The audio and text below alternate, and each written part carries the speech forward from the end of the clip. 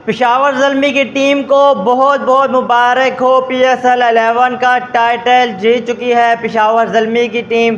पहली मरतबा 2017 में जीती थी और बड़ा लंबा इंतज़ार करना पड़ा, तो फाइनली बाबर आजम की कप्तानी में 2026 में दूसरा टाइटल PSL का जीतने में कामयाब हो चुकी है। बहुत बहुत मुबारक हो ज़ल्मी फ़ैन को, पख्तूनों को, बाबर आजम के फ़ैन्स को कि बाबर आजम ने फाइनली कोई ट्रॉफ़ी अपने नाम की है। हैदराबाद किंग्समैन को बैड लक कहना चाहूँगा, लेकिन जिस तरह से आपने टूर्नामेंट की शुरुआत की थी 4 मैच हारने के बाद, फिर जिस तरह से कम बैक किया, प्ले ऑफ्स में आए, पहला एलिमिनेटर जीता, दूसरा जीता, फिर फाइनल में आके जिस तरह से बैटिंग में आपने मायूस किया, लेकिन बॉलिंग बड़ी अच्छी की, तगड़ी की।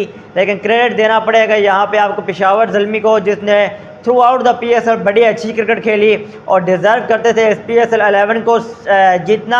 जब PSL स्टार्ट हुई थी तो मेरे सब यही कह रहे थे कि पेशावर ज़ल्मी की टीम नहीं पहुंचेगी प्ले ऑफ में, लेकिन प्ले ऑफ में तो क्या भाई, वो इस तरह से प्ले ऑफ में पहुंची कि कोई एक्सपेक्ट भी नहीं कर रहा था, और फाइनल में पहुंचकर फाइनल भी जीत चुकी है। तो बहुत ज़्यादा भाई इस मैच में डिस्कस करने को है।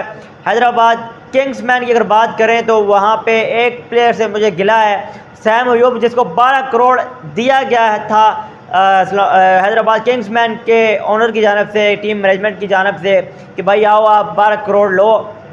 और सबको ये लग रहा था कि भाई बहुत ज़्यादा तहलका मचाएंगे सैम अयूब PSL 11 में, लेकिन भाई जिस तरह से बैट एंड बॉल के साथ सैम अयूब ने मायूस किया है, तो ये इस चीज़ की तवक्को नहीं थी। लेकिन इंजरी के बाद जब से सैम अयूब आया है, ये सैम अयूब वो नहीं रहा।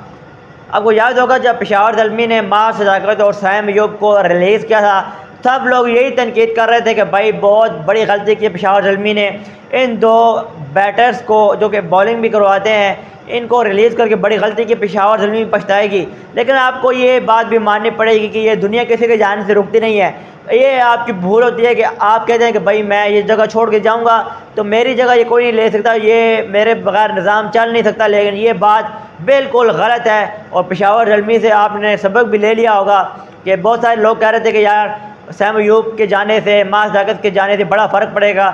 घंटा फ़र्क नहीं पड़ा, पेशावर ज़ल्मी को आराम से आए, PSL के प्ले ऑफ में पहुँचे, फिर फाइनल में पहुँचे और PSL की ट्रॉफी जीत के चले गए। तो यहाँ पे मायूस क्या भाई, सैम अयूब ने 12 करोड़ उनको इसलिए दिए गए थे क्योंकि वो मशहूर है 9 लोग शॉट खेलने के लिए, और पूरा सीज़न उनको खिला दिया, एक मैच में भी ड्रॉप नहीं किया।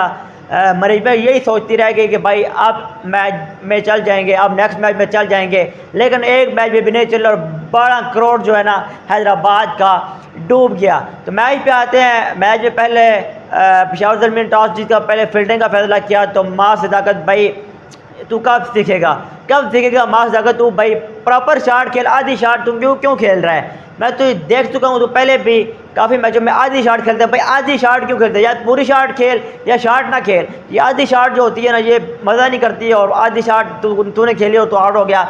मारिस लबशर भी जल्दी आउट हुआ, नीचे आपने भाई 2 रन आउट करवा दिए सैम अयूब ने, जो पूरा सीज़न मुखालिफ टीम से खेलता रहा है, पूरा सीज़न सैम अयूब मुखालिफ टीम से खेलता रहा है। 2 रन आउट करवा दिए सैम अयूब ने। नीचे आके फिर हसन खान ने पारी खेलने की कोशिश की। मैक्सवेल बाबा, मैक्सवेल यार तू IPL में नहीं चला, तू PSL में भी आके फ्लॉप हो गया। अब तेरी टीम भाई सिर्फ ऑस्ट्रेलिया की टीम में बनती है, लीगों में तो तू चलने वाला नहीं है। वो लोग तेरे बारे में सही कहते हैं, तू सिर्फ हनीमून पे आता है। क्रिकेट तू नहीं खेलता, क्रिकेट तू खेलता है जब पीली जर्सी पहन के ऑस्ट्रेलिया की तरफ से खेलता है, फिर तू क्रिकेट खेलता है, बाकी लीगों में तू नहीं खेलता।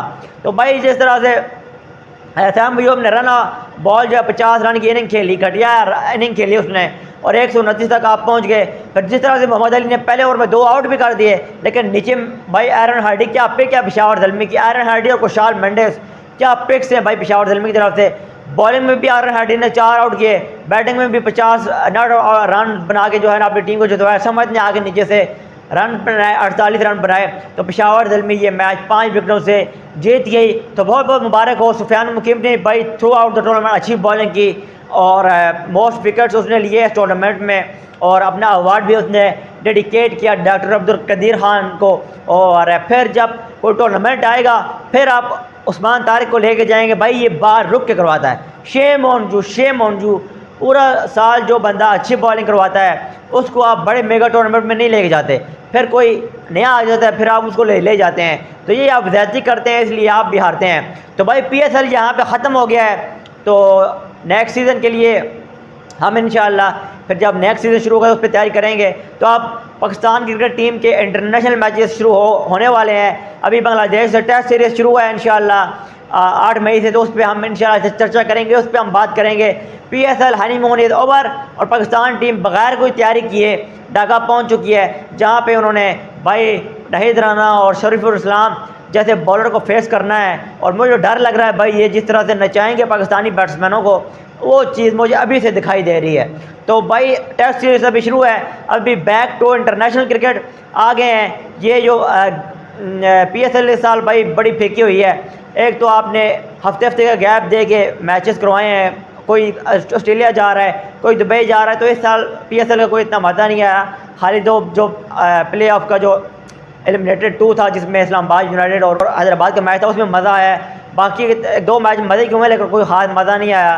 तो बैक टू इंटरनेशनल क्रिकेट, और अब इंशाल्लाह पाकिस्तान क्रिकेट टीम पे बात करेंगे, प्लेयर्स पे बात किया करेंगे।